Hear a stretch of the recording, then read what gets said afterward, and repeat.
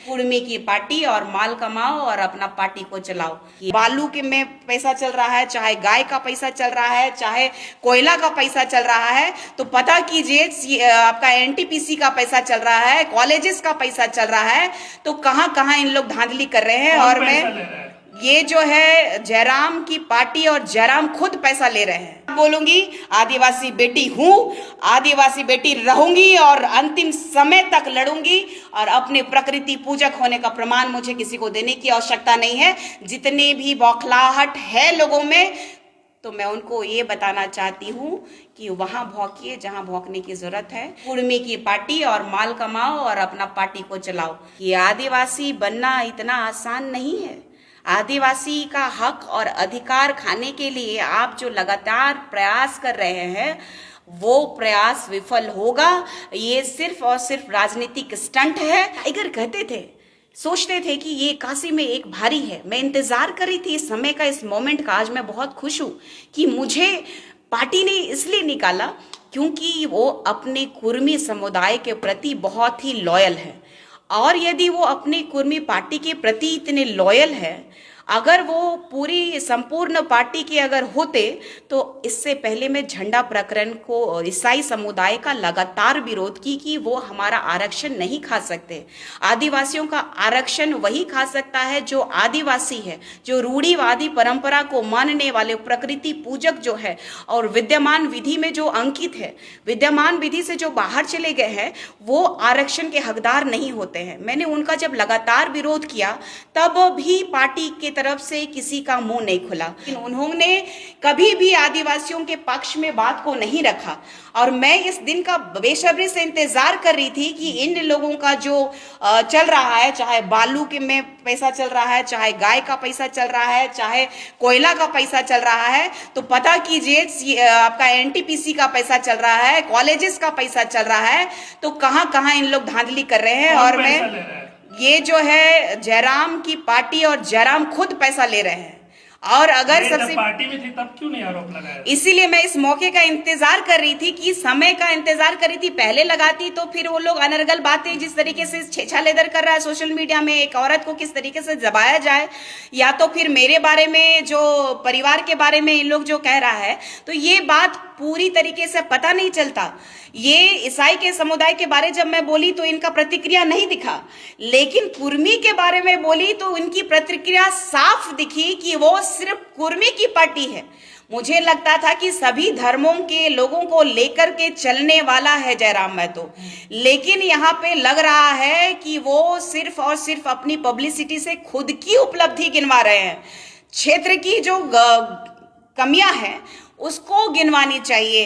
कभी आए ना धनबाद और बोकारो से, कभी इधर आवे लोहरदगा, गुमला, सिमडेगा, पता चल जाएगा कि जेल कैंप क्या है। आवाज उठाने, सही बात है। कुर्मी अगर मांग कर रहे हैं तो इसमें आप क्यों विरोध है आप लोग का कि क्यों एसटी में शामिल होने की मांग कर रहे हो? तो कई बार पहले भी कर चुके हैं। देखिए, सबसे बड़ी बात है कि आप 2 साल का हिस्ट्री देख लीजिए। क्या जयराम महतो इससे भी पहले रेल टेक कार्यक्रम किया गया था कुर्मियों के द्वारा, तो क्या वो वहां शामिल थे? कुर्मियों के प्रति उनका क्या भाव है, इसको भी चिंता का विषय है। आज देखिए कि वो मुझे पार्टी से 6 सालों के लिए निष्कासित कर दिए और आज वो बीमार हो गए। और ये देखना है कि वो रेल टेक का कार्यक्रम, कुर्मियों का जो कार्यक्रम आंदोलन है, उसमें वो पहुंचते हैं कि नहीं। ये भी देखना है कि कुर्मियों के प्रति जो वो चाल चल रहे हैं, कुर्मियों के प्रति जो राजनीति कर रहे हैं, क्या वाकई ये कुर्मियों के है भी कि नहीं, ये भी चिंता का विषय है। ये अभी तक में आपने देखा हो गया कि घटवार जो है और कोल तेली लोग हैं, जो कि वो भी चाहते हैं, लगातार अपनी आवाज उठाते रहे हैं कि आदिवासी समुदाय में हमें शामिल किया जाए। लोग आदिवासी समुदाय में क्यों शामिल होना चाहते हैं? चिंता का विषय यही है कि जब पूरे संविधान में हमारे लिए एक विशेष संविधान बना हुआ है, तो इस संविधान पे छेड़छाड़ क्यों? आप एक बात बता दीजिए कि सदन में जयराम महतो ने कुर्मी के परिप्रेक्ष्य में कितनी बार आवाज उठाई उन्होंने? चिंता का विषय ये है कि ना वो कुर्मियों के हैं ना आदिवासियों के हैं। वो सिर्फ और सिर्फ चाहते हैं कि हम जो विधायक हैं, मुख्यमंत्री किसी भी तरह इन प्रकारन बन जाएं। मैं सोचती थी कि एक गरीब का बेटा कैसे संघर्ष कर रहा होगा, लेकिन यहाँ तो माल बटोरने में सब के सब लगे पड़े हैं। पूछ लीजिएगा जेल कैंप के बड़े बड़े पदाधिकारियों से, सीधे मुंह बात नहीं होती है। आज तक झारखंड में जेल कैंप को कैसे बढ़ाना है, वार्षिक अधिवेशन के अलावा किसी भी तरह का कोई मीटिंग ऐसा नहीं हुआ है। और सबसे बड़ी बात है कि ये मुझे कह रहे हैं कि प्रत्याशी बनाया गया, तो प्रत्याशी जो है कि हम जाकर के मांग के नहीं लाए थे कि प्रत्याशी बना दीजिए। उसके बाद भी हमें कहा गया था कि एक पद और पोस्ट दिया जाएगा, तो हमें मालूम था कि ये लोग पद और पोस्ट इसलिए नहीं देंगे क्योंकि ये आदिवासी विरोधी है और समय का मैं इंतजार कर रही थी। अब मैं पूर्णतः स्वतंत्र हूँ और अपने समाज के प्रति अपने बातों को बेबाकी से रख सकती हूँ। और मैं भी देखती हूँ कि किस में कितना दम है कि जितने भी महतो के लीडर्स हैं, मैं उनको आगाह करना चाहती हूँ, चेताना चाहती हूँ कि आदिवासी बनने का सपना छोड़ दीजिए। आदिवासी पैदा होते हैं, लोग बना नहीं जाते हैं। जेल कैंप में जितने भी आदिवासी नेता हैं, क्या सब कोई छोड़ देंगे इस बात से? जिस तरह से आप कह रहे हैं रूढ़िवादी हैं हम लोग, आदिवासी नेता हैं, तो क्या सब कुछ छोड़ देना चाहिए? देखिए, आदिवासियों की आत्मा जो है जमीन है और इस प्रकृति को मानते हैं आदिवासी। अगर आदिवासी वो रियली है, आदिवासी का सम्मान करते हैं, तो वो जरूर छोड़ेंगे, क्योंकि एक विशेष समुदाय की पार्टी है, ये सिर्फ और सिर्फ कुर्मी की पार्टी है। तो मुझे जहां तक लगता है कि जो चोर चोर मुसेरे भाई मुझे बताएंगे कि निशा भगत जो आदिवासी लड़की जो लड़ रही है, चरित्र हरण करके आप मुझे नहीं गिरा सकते हैं। एक ही बात बोलूंगी, आदिवासी बेटी हूं, आदिवासी बेटी रहूंगी और अंतिम समय तक लड़ूंगी। और अपने प्रकृति पूजक होने का प्रमाण मुझे किसी को देने की आवश्यकता नहीं है। जितने भी बौखलाहट है लोगों में, तो मैं उनको ये बताना चाहती हूँ कि वहां भौंकिए जहां भौंकने की जरूरत है, वहां तथ्य और प्रमाण की बात कीजिए। जाइए ना आप संविधान की बात करिए, जाइए ना आप लड़िए ना, आप जाइए ना कोर्ट और कचहरी कि हम आदिवासी हैं। आदिवासी ऐसे कोई बन जाता है क्या?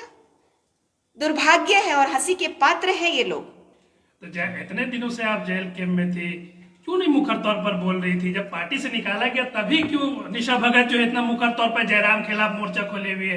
सवाल तो आप पे भी उठेंगे। जी बिल्कुल बिल्कुल उठेंगे, लेकिन अगर मैं छोड़ देती तो इससे ज्यादा मेरे लिए भयावह और कष्टकारी होता। क्योंकि एक आदिवासी जो गुमला गांव देहात से उठ करके रांची में आकर के पूरे झारखंड में जिस तरीके से राजनीति कर रही हूँ, लगातार हमारे जान के पीछे पड़े हुए हैं। राष्ट्रीय अनुसूचित जनजाति आयोग में भी मैंने केस किया है और अभी मैंने गृह मंत्री को भी लेटर लिखा है कि गृह मंत्री से मैंने आस लगाया है, क्योंकि ये राज्य की सरकार के पास भी मैं डीजीपी के पास गई थी, डीजीपी ने आवेदन लिया, लेकिन इस सरकार में भी जो है जो चटुकारिता करते हैं, जो दो पैसा कमा करके देते हैं, उनके पास गार्ड होता है, लेकिन जो संघर्ष करते हैं उनको गोलियां खानी पड़ती है। मैं तैयार हूं, जिसमें ताकत है, जिसमें औकात है, हम भी बताएंगे कि हम आदिवासी बेटी हैं और आदिवासियों के लिए लगातार जोरदार अपनी आवाज उठाते रहेंगे। आगे राजनीति आप कैसे करिएगा, चूंकि आप कांग्रेस को छोड़ चुके हैं?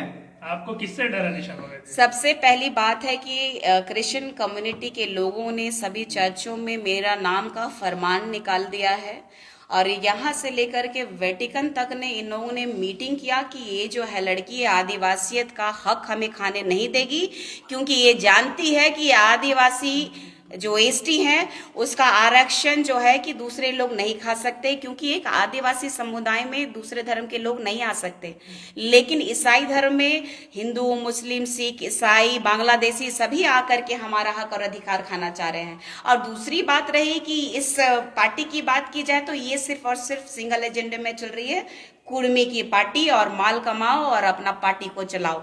बात यह है कि दूसरी बात की मैं किसी पार्टी में जाने ना जाने की बात है तो वो चिंता का विषय मेरे लिए नहीं है, क्योंकि मैं लगातार ये बात उठा रही हूं कि आदिवासियों के हितैषी का कार्यक्रम होना चाहिए, आदिवासियों के परिप्रेक्ष्य में उनका जल जंगल जमीन बचना चाहिए, आदिवासियों का हक और अधिकार के लिए लगातार मैं उठाते रही हूं।